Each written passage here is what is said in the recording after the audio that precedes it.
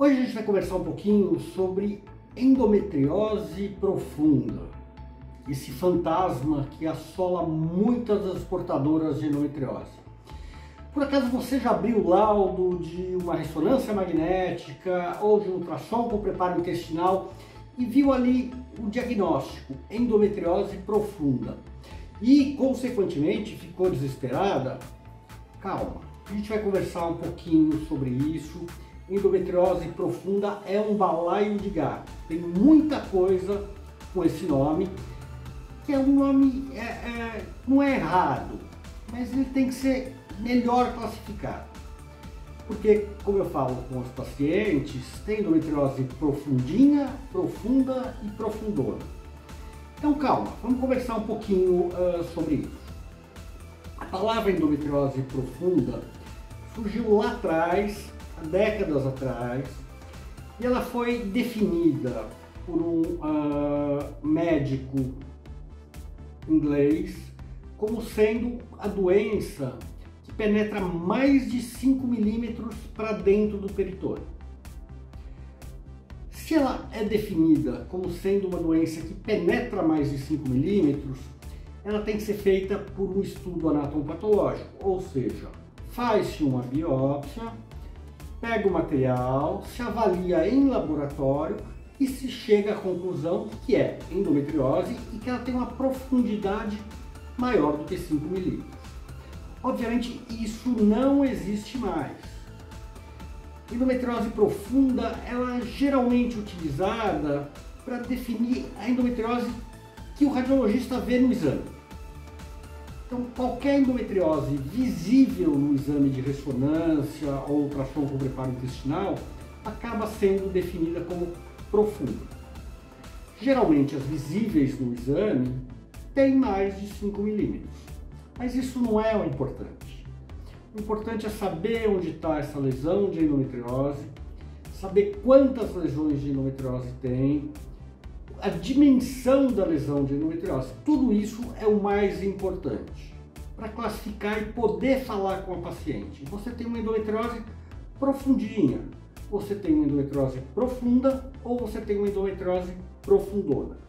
Porque nesse balaio de gato de endometriose profunda, tem mulheres só com uma lesãozinha, um nódulo em ligamento útero-sacro, por exemplo, que é um ligamento que fica atrás do útero, que é de tratamento extremamente simples, seja medicamentoso ou cirúrgico.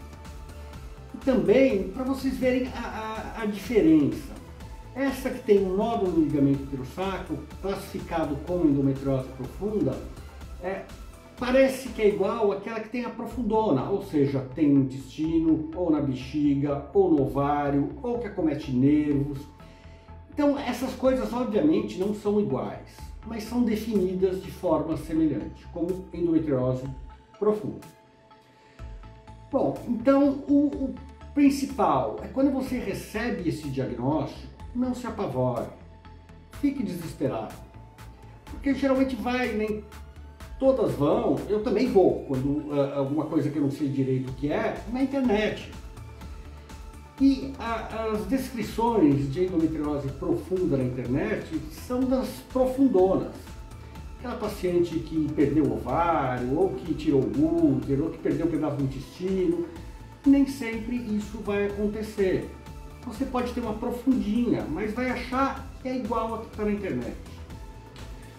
Por exemplo, a semana passada eu recebi uma paciente aqui no consultório que entra, a maioria entra, com os olhos mareados e me mostra um exame de ressonância ou de ultrassom com preparo intestinal com diagnóstico de endometriose profunda. Então essa paciente chegou aqui, tirei a história, conversei com ela, sabia as queixas típicas de endometriose que vocês conhecem. Cólica menstrual há um bom tempo, por isso que a doença virou profunda. Cólica menstrual há um bom tempo, dor na relação sexual e inchaço na barriga no período menstrual, que é a distensão abdominal, aumento do arco intestinal, às vezes diarreia também durante o período menstrual. E depois da história, eu vou examinar a paciente. Eu examinei essa paciente, voltei, fui conversar com ela, revi o exame com ela. Isso é sempre importante, você descrever o exame junto com a paciente e mostrar onde está a endometriose. E, na verdade, ela tinha uma endometriose profunda em ligamento útero-sacro. Eu expliquei, falei que não era nenhum bicho de 7 cabeças, é de tratamento ou medicamentoso ou cirúrgico, aí depende muito da queixa, do que ela já fez até o momento. No caso citado aqui, o tratamento deveria ser cirúrgico, porque ela já tinha tomado diversas medicações para tratar os sintomas da endometriose e não tinha surtido efeito. Então ela tinha uma indicação cirúrgica, mas é uma cirurgia de baixa complexidade. É uma cirurgia tranquila. É laparoscopia, sempre para endometriose é laparoscopia, e a cirurgia está marcada e a paciente está muito mais tranquila. Então essa conversa com o médico é de extrema importância. Então se pegarem um laudo de endometriose profunda, conversa com o seu médico antes de ficar desesperado. Não sei que todo mundo abre o laudo de exame, eu também abro, porque a gente está na ansiedade de saber o que está escrito, o que foi diagnosticado. E quando tem a palavra endometriose profunda, isso assusta um pouquinho. Calma, não se assuste. Converse com o seu médico, que deve saber te explicar que tipo de endometriose profunda você tem, aonde ela está e o que deve ser feito. Foi isso que eu fiz com a paciente que veio no consultório, ela já está com a cirurgia marcada, está muito mais tranquila. Então não se desespere. Existe, infelizmente, um balaio de gato de endometrioses profunda. Nem todas são iguais. Cada uma é diferente da outra.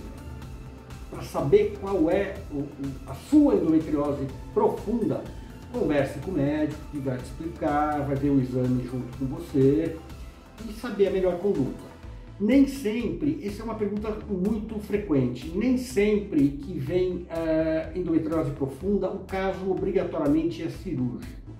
Tem muitas mulheres com a doença profunda que eu trato clinicamente os sintomas, ela responde bem, e a endometriose fica quietinha lá, ela para de ter dor, estabelece a qualidade de vida. Então a endometriose profunda também pode ser tratada clinicamente. Lá na Escola Paulista de Medicina, no setor que eu coordeno de endometriose, tivemos no ano passado uma defesa de tese de mestrado, onde avaliamos a eficácia do tratamento medicamentoso nos sintomas e na melhora de qualidade de vida das mulheres. E essa melhora foi de 60% a 65%. A grande maioria com doença profunda, diversos tipos diferentes. Então nem sempre é cirurgia. A gente evita muitas vezes uma cirurgia e não é que a gente evita uma.